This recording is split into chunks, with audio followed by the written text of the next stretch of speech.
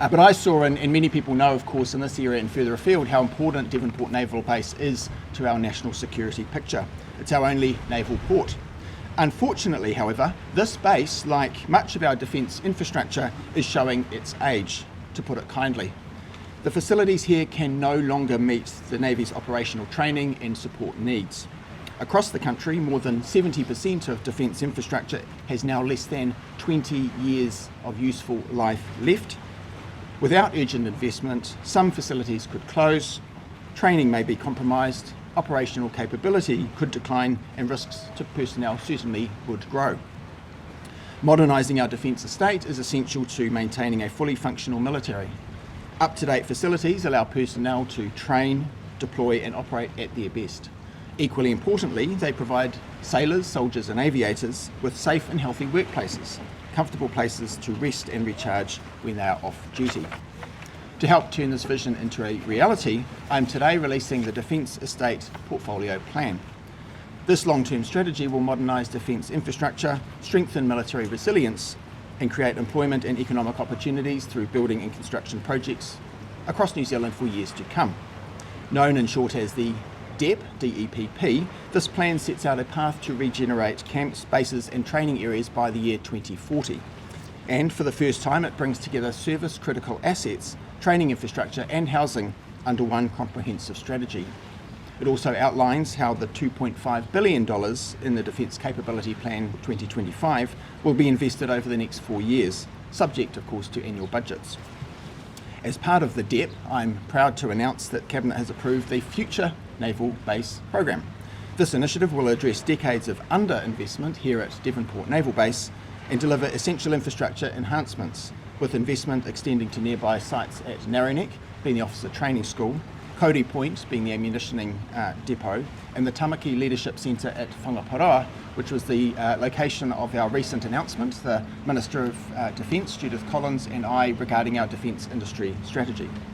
These upgrades will be delivered in tranches and will ensure that the Royal New Zealand Navy can continue to operate safely and effectively. Work is already underway with $25 million of capital funding allocated through Budget 2025.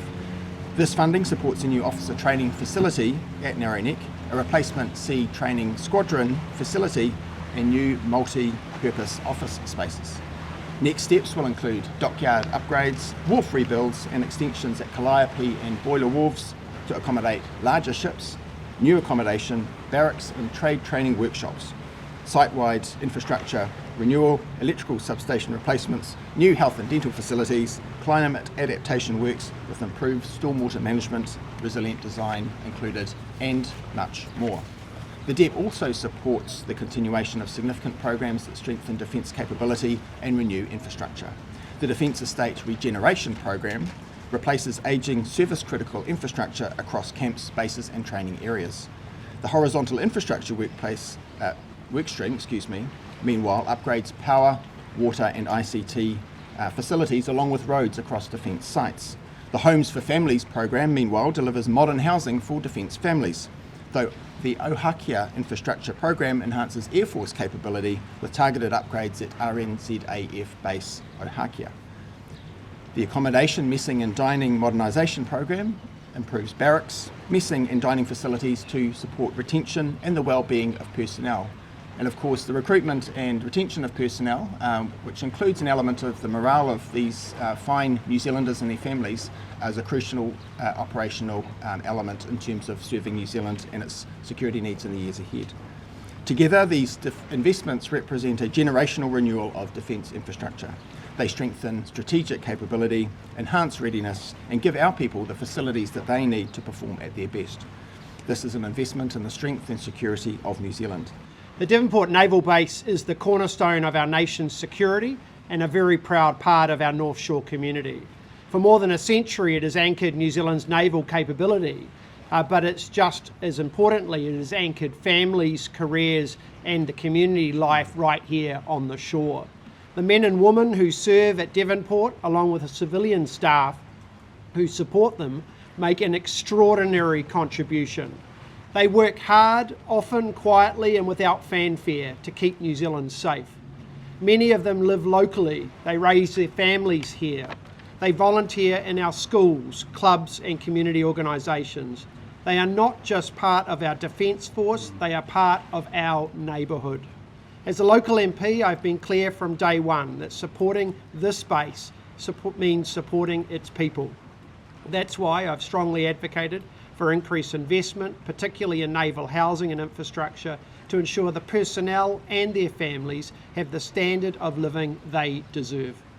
I am pleased to see real progress being made. This investment is not only good for the Navy, it's also good for the North Shore. It strengthens a national capability, it boosts local jobs, and it reinforces the long-term future of this base in our community. To everyone who serves, works and lives in connection with the Devonport Naval Base, thank you. Your contribution matters and you have my continued commitment and support.